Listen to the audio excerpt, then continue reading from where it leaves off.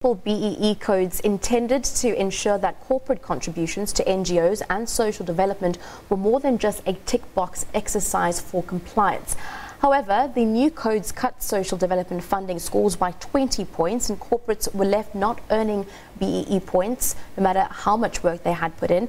As a result, small businesses are impacted and NGOs receive less support and are limited in their ability to help those in need. Well, for more on the impacts on NGOs and socio-economic development in the small spectrum, we're now joined by Tracy Pepler, a business relationship specialist at Rays of Hope, which manages a number of outreach projects in Alexandra North, a township in the north of Johannesburg. A very good evening to you, Tracy. We thank you very much for your time. Thank you so much. Essentially, how have the amendments to the BEE codes actually had an impact on your organisation? You have a non-profit organisation.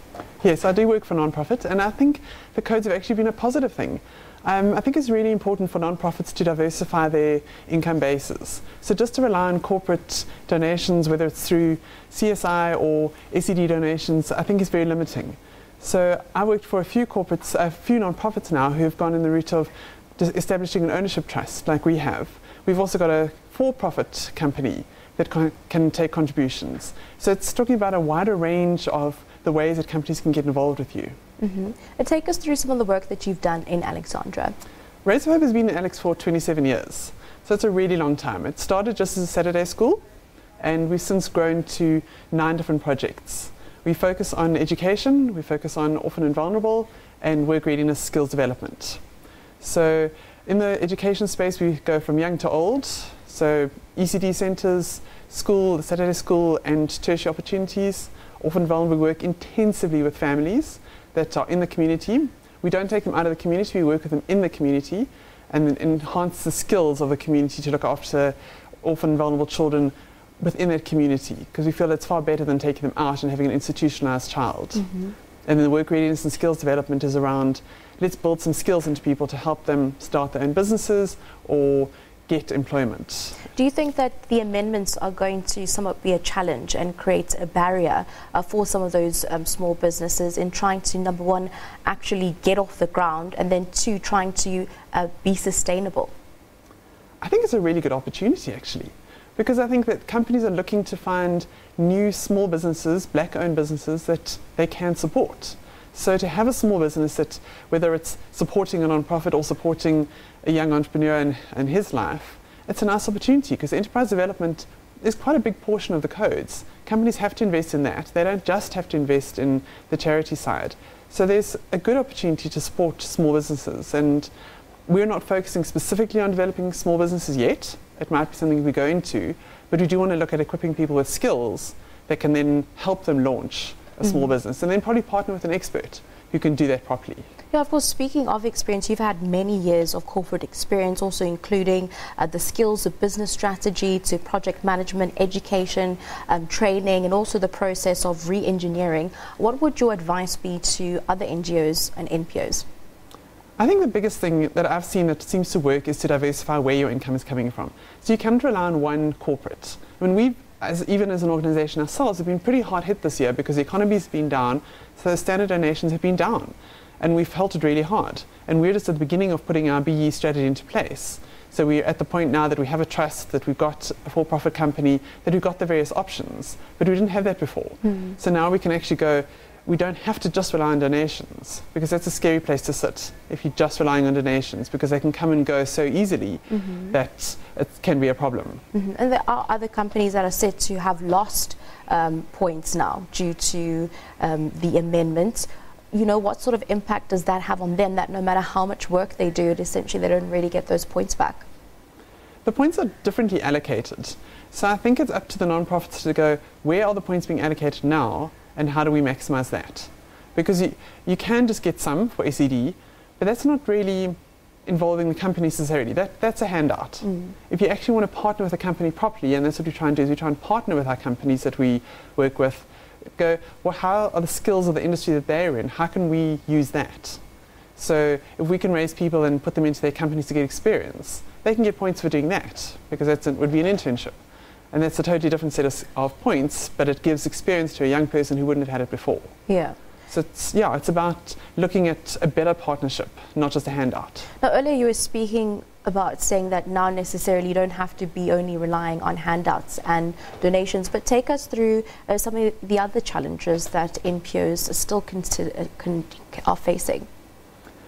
Income and funding will always be a challenge because you're always working with people who can very seldom pay for their services, the services that you're offering as a non-profit. So we do generally charge people something, like we charge some of the kids that come to Saturday school, we charge them a fee because we really believe that it shouldn't be done for free. And I think that's really important. I think that people should be paying for whatever they're receiving. So that is always a challenge because you've got to balance what is that essential income versus not, and what's over the top. But challenges are tricky because you've got to meet and tick so many boxes. Corporates have to tick a whole lot of boxes when they engage with you. You need to make sure you've worked all your documents in a row to make sure that they get what they need as well as you getting what you need.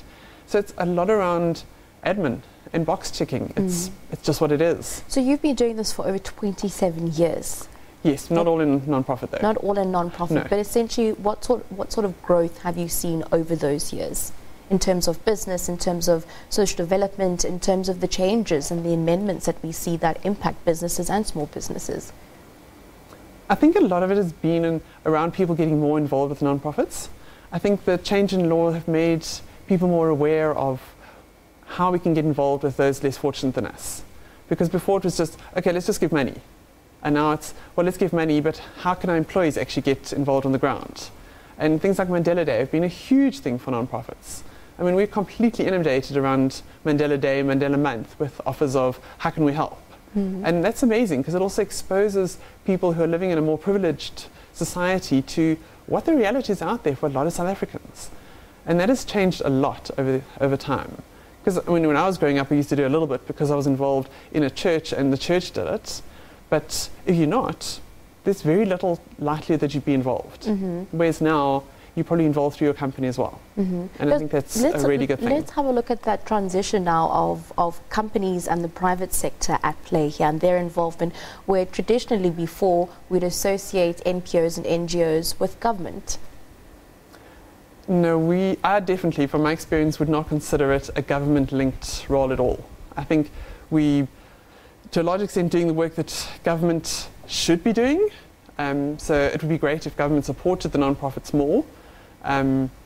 But I mean, there are lots of challenges in that sector. There's a lot of competition for funding, and that's a huge issue amongst non-profits. Tell us about some of those challenges. You tend to find that non-profits work quite in isolation from each other because you're all relying on funding from a limited number of corporates or a limited number of trusts or foundations. So you don't share your intellectual property, you don't share your methodologies. It's all about what can I do that differentiates me and how do I kind of keep that to myself. And that's a problem because I know, like our experience in Alex, there are, no jokes, hundreds of non-profits working in Alex. But they're all over the place, there's no coordination, and there's competition. So you get other companies going, I'm not going to support you because you're in Alex, there's a lot of support for what's happening in Alex, and that's a problem. What do you think you have had as a differentiating factor that has been able to make your NPO be so sustainable? It's got a lot to do with reputation. We've been there for a long time, we do good work, and we're not about to move on. So yes, we do a lot of different things, but it's kind of rolled over. So we started with one, found a need that hadn't been met, started with that. Found another need that was desperate and started with that. So we've evolved over time. We didn't just come in going, we've got the answer to a problem. And I think that's had a huge amount to do with it. Definitely. We thank you very much for your time this evening. That was Tracy Pepler, Business Relationships Specialist at Rays of Hope.